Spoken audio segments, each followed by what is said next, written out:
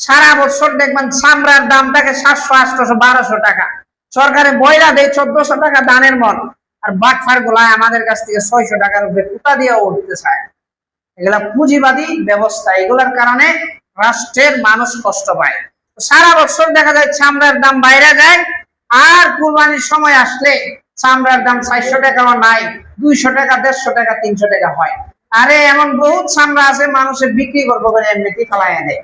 এই বছর উলামায়ে কেরাম মাদ্রাসার গরিব গুরাবা জন্য যে সাদা কইরা নিত চামড়া গুলা, এই বছর অনেক আলেম ওলামা নিয়ত করছে দেশে এই সিন্ডিকেট ভাঙার জন্য এই বছর চামড়া আর কালেকশন করা হবে না, কারো চামড়া নেওয়া হবে না, প্রয়োজনে সবগুলা চামড়া নষ্ট হোক, এতে আমাদের কোনো ক্ষতি নাই। চামড়ারে কি করবেন? বিক্রি করার দরকার নাই। এটা একটা প্রতিবাদ হিসেবে চামড়া বিক্রি না করে মাটির নিচে দিবেন। আর গরুর এবং যে বিভিন্ন জিনিসপত্র আছে রাস্তাঘাটে ফালাই রাখেন না, মানুষকে কষ্ট দেওয়ার চেষ্টা করবেন না।